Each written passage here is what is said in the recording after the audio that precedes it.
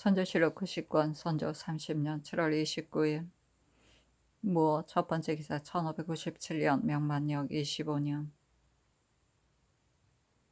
상이 별전에 나아가 대신 및 비변사 당상 3사의 영돈영 부사 이산해 영의정 유성령 판 행판 중추부사 연두스 좌의정 김흥남 행지 중추부사 정탁 해평부원군 윤근수 행형조판서 김명원 공조판서 이헌구 이조판서 홍진 예조판서 김찬 병조판서 이항보 행대호군 신잡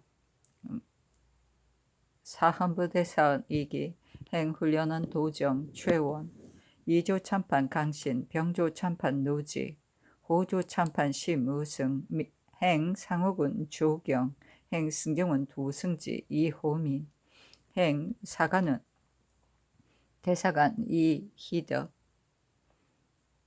홍문관 부작 신식 저작 윤의립을 인견하였는데 주서 박승종 가주서 허적 검열 임수경 이필령 등이 입시하였다. 상이 이르기를 적세는 반드시 수륙으로 동시에 진격할 것이니 이를 어찌면 좋은가 하니 성룡이 아뢰기를 수륙으로 동시에 전라도로 향하였다고 합니다 하고 항복은 아뢰기를 신이 도독을 찾아가서 말하기를 지금 외적이 수륙으로 동시에 진격하여 그 사세가 매우 위급하니 양오 양장으로 하여금 영남으로 옮겨 주둔하고 진유격은 전주로 가서 주둔하기를 청한다 하니 도독이 말하기를 그렇다면 즉시 이문하에 속히 전주로 가게 하는 것이 마땅하겠으나 듣기로는 경상도에 식량이 부족하다 하니 만약 식량이 고갈되면 진태에 있어 낭패를 초래하게 된다. 외장 가등 청정이 장희춘에게 보낸 글을 보면 비록 필부에게라도 감히 속일 수 없다고 하였으니 이는 우리나라와 당신네 나라를 지적하여 말한 것이다. 지금에 와서는 외적과 우리와 말이 통하지 않게 되었으니 그 글에 답하기를 내병이 모처에 주둔하고 있는데 만약 너희들이 군사를 해산하여 돌아간다면 우리도 철사히 옛날에 약속했던 호의를 다시 이행하겠다 하여 편지가 왕래하는 동안에 8월이 지나면 군마를 대거 집합시킬 수 있을 것이니 근심할 필요가 없을 것이다 하였습니다. 하니 상이 이르기를 그것은 왜군을 늦추려는 말이니 외적이 어찌 그 말을 믿겠는가 하자 항복이 아뢰기를 대체로 우리 군사가 적기 때문에 염려해서일 뿐입니다 하니 상이 이르기를 아직은 중국 장수가 하는 대로 따라야 할 것이다 하고 이 항복이 아뢰기를 유경이 알지 못하게 해야 합니다 하였다. 상이 이르기를 들으니 궁성을 개토한다고 하는데 언제 하기로 하였는가 하니 항복이 아뢰기를 이미 하고 있습니다 하고 상이 이르기를 개토하는 것은 무슨 까닭인가 하니 항복이 아뢰기를 술사가 말하기를 반드시 세 곳을 파헤쳐야 길하다 하므로 이미 대명전은 앞을 파헤쳤습니다.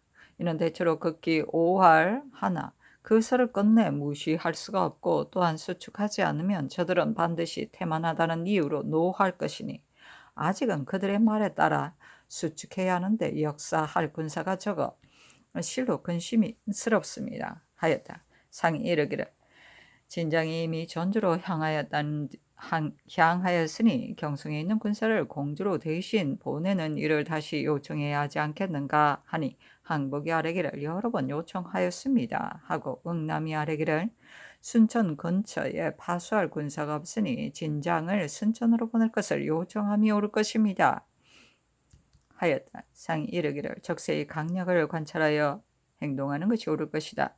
만약 적의 세력이 약하면 진장을 순천으로 보내기를 청하는 편이 옳을 것이나 만약 강성하다면 진장의 군사는 3,000명에 지나지 않으니 어찌 감당하겠는가 하자 호민은 아뢰기를 지금 우리나라에 와 있는 중국 군졸은 모두가 북병이니 이러한 장마철에는 쓸 수 없을 것입니다 하였다.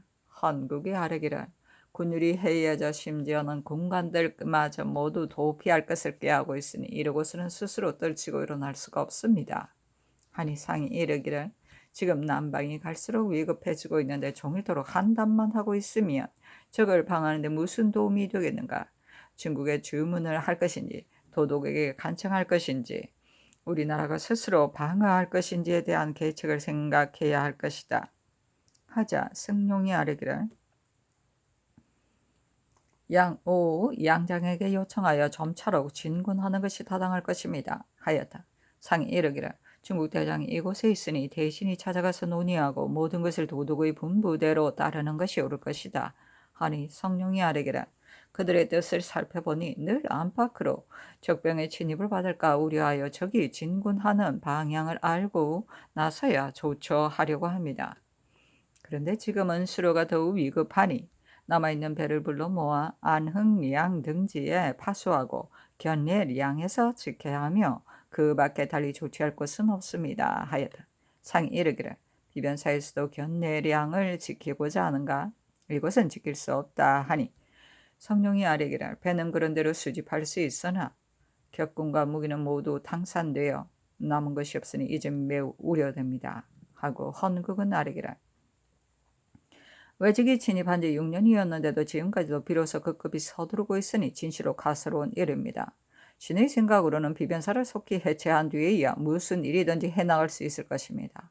여러 사람이 함께 모여 잡담만 늘어놓고 결국엔 이루어지는 것이 없으며 한 사람이 나름대로 의견을 제시하면 상호간의 시비만 논쟁하여 결정하지 못하고 일만 허송하니 이는 마치 길 옆에 집을 짓는데 3년이 지나도 완성하지 못한다는 속담과 같습니다. 이와 같이 했어야 무슨 일을 하겠습니까? 하니 상은 미소만 짓고 답은 하지 않았다. 성룡이 아뢰기를 신은 안으로 수상을 맡고 있고 밖으로는 채찰하는 책임을 담당하고 있으니 신이 비록 용렬하기는 하나 어떻게 국가사를 잠시라도 잊을 수 있겠습니까? 제반사를 요리하려고 밤에도 잠을 이루지 못하고 있으나 전일에 적을 톱을 하지 못하였다고 비난도 받았었고 신도 역시 역량이 부족함을 자인하고 있으니 지금 만약에 상직을 교체해 주셔서 오로지 외임만을 전담하게 된다면 죽음으로써 충성을 다하겠습니다. 지금 또 크게 근신스러운 점은 중국 군사가 몰려오면 군량이 부족해지리라는 것입니다. 성룡이 관량사로 내려가긴 했으나 적군이 발동하면 손쓸 것이 없을 것입니다. 하고 두 수가 아뢰기를 강화부는 백성들이 많고 전략적인 지역이니 미리 조치하여 방수할 계책을 마련해야 합니다. 하니 상이 용상을 어루만지며 한탄하다가 잠시 후에 이르기를 중국 장수의 분부를 시급히 거행하여 기회를 놓치지 않도록 하라. 경리가 늘 말하기를 조선 사람과는 함께 일할 수 없다고 하니 이는 대체로 우리나라 사람들이 느리기 때문에 이런 말을 한 것이다. 그러하니 각별히 독려하여 이전의 습관을 다시 따르지 않도록 하라 하였다. 희득이 아뢰기를 신이 한 말씀 올리겠습니다. 왕의 말씀을 한번 넣으면 사방 사람들이 모두 귀를 기울이고 듣습니다. 지난번에 중국 장수를 따라 일선에 나가서기를 의망하신다는 하교는 인심을 충분히 감격시킬 수 있었습니다.